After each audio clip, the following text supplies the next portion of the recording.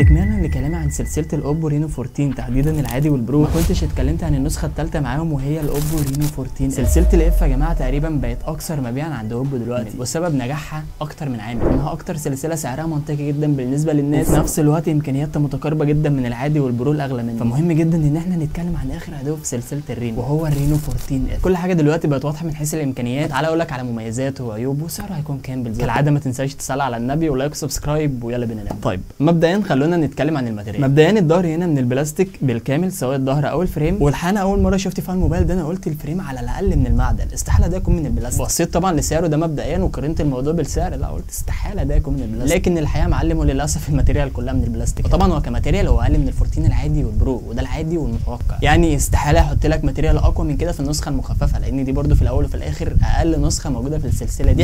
الحاجه الثانيه ان هم علشان يقدروا يميزوا ال14 العادي والبرو فلازم او طبيعي يحط لك ماتيريال اقل منه. برده لو قارنت موضوع الماتيريال ده بسعر الموبايل هتلاقي الموضوع مش مقبول تماما، فيعني تمام. وبما ان الخامات هنا من البلاستيك فده ناتج عنه وزن اقل من العادي والبرو، وده من ضمن الحاجات اللي عجبتني جدا في الموبايل ده. الحقيقه الموبايل هيبقى سلس خفيف في ايدك، مش هتحس بمعاناه وانت ماسك الموبايل لفتره طويله مثلا، مش هتحس انك ماسك توبه من الاخر. وبالرغم من ان الموبايل خفيف الا ان سعه البطاريه ضخمه جدا كبيره فعلا، يعني اللي هو الشركه بتقول لك انا هديك موبايل خفيف وفي نفس الوقت سعه البطاريه مش قليله تماما، يعني وزن الموبايل الخفيف ما جاش على حساب البطاريه تماما. متوفر منه اكتر من لون تقدر تشوفهم قدامك علشان انت عارف ان انا فاشل في حته الالوان دي فما عليك. طيب بالنسبه لمعيار الامان بقى، هل الاوبشن ده فعليا موجود في الموبايل ده ولا لا؟ بما انه نسخه مخففه واقل كسعر من العادي والبرو، خليني اقول لك ان موجود الاثنين ريتنج اللي موجودين في ال14 العادي والبرو هنا، الاي بي 68 وال69. ده معناه طبعا ان هو ضد الميه فعليا، والفكره او المبهر في الموضوع ده ان هو مش ضد الميه العاديه، لا انت حرفيا لو جبت خرطوم ضربته فيه كده عادي مش هقول لك لا ولا هيغرق ولا يحصل له اي حاجه،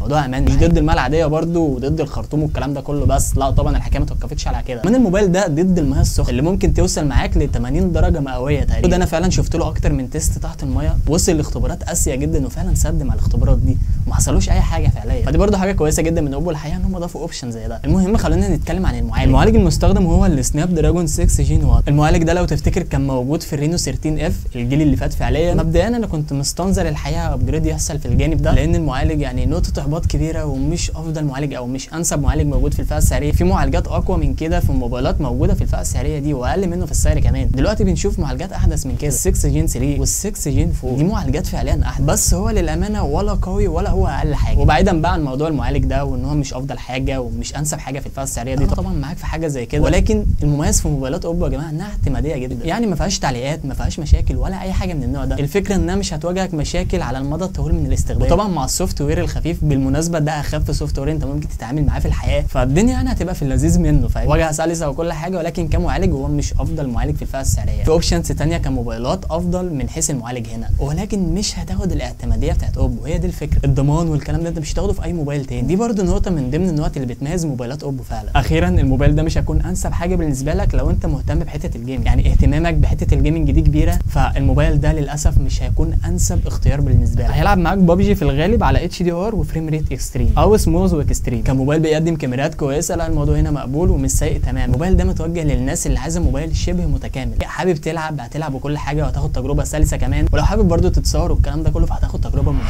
طيب بالنسبه للشاشه فشاشه الاوبو رينو 14 تعتبر من نقاط القوه في الموبايل. الشاشه هنا اموليد بفريش ريت بيوصل ل 120 هرتز، ومستوى السطوع هنا بيوصل ل 1200 نتس، ده نفس السطوع اللي بيوصله نسخه البرو، وطبعا هو كعدد نتس هو اقل طبعا من المنافسين، وطبعا الموضوع ده هيبقى معقد اكتر للناس اللي هتتوجه لنسخه البرو، فاهم؟ موبايل معدي ال 35000 جنيه مش مقبول تماما يكون عدد النتس بتاعه 1200 نتس، لكن كموبايل ميد رينج احنا ممكن عادي نتقبله، ولكن في الحالتين هو مش اقوى عدد نتس ومش افضل شاشه ممكن تشوفها تحت شاشه الشمس بالنسبه للمنافسين او مقارنه بالمنافسين. طيب كده شاشه فهي تديك الوان كويسه ومقاسها كبير فعليا 6.67 انش مع حواف قليله جدا اقل كتير من الجيل اللي فات، فاوفر اول تجربه الشاشه هنا ممتازه. بالنسبه للكاميرات، كاميرا اساسيه 50 ميجا بكسل اف 1.8 15 من سوني اي ام اكس 882، كاميرا وايد 8 ميجا بكسل اف 2.2. مبدئيا لو هنقارن الموضوع بال 13 اف الجيل اللي فات من الموبايل ده فهنلاقي ان الديناميك رينج اتحسن كتير قوي من الجيل اللي فات هنا، يعني في معظم الصور اللي انا شفتها فعليا لاحظت ده. معالجه الصوره نفسها اتحسنت كتير قوي عن الجيل اللي فات، طبعا مش بفرق كبير. السيلفي كمان حصل فيه تطور بسيط جدا في حته المعالجه في ال 14 اف بقت افضل بكتير قوي من ال 13 اف الجيل اللي فات من الموبايل ده. لون البشره نفسه اختلف كتير قوي عن الجيل اللي فات. واوفر اول تجربه الكاميرات هنا مميزه الحقيقه. وعايز اقول لك على حاجه مهمه جدا، ان نفس الكاميرا دي بنفس المستشعر موجود في الرينو 14 الموبايل الاغلى منه اوريدي. ده مش معناه طبعا انك هتاخد نفس تجربه التصوير، لا تماما. في عامل مهم جدا على الموضوع ده وهو المعالج طبعا بيفرق كتير. والمعالج في الرينو 14 5G اقوى من اللي موجود في رينو 14 اف هنا. مقارنه بالجيل اللي فات من حيث الكاميرات هنا انت مش هتشوف ابجريدز مبهره، لان في الغالب او دايما التطورات بتبقى بسيطه. يعني لو مثلا موجود الرينو 13 اللي هو نزل من كام شهر ده، والمفروض الرينو 14 خلاص نازل، فرينو 14 هنا هيتاكد ان هو هيجي بتحسينات بسيطه حته الكاميرات. علشان كده دايما اقول لك لو انت معاك الاصدار الحديث ما تروحش تشتري الاصدار الاحدث منه باصدار. يعني لو انت معاك ال 13 مثلا بلاش تروح لل 14، اتقل لما الاصدار الثالث ينزل. دايما بقول لك كده. يعني لو انت ببساطه معاك الرينو 12 مثلا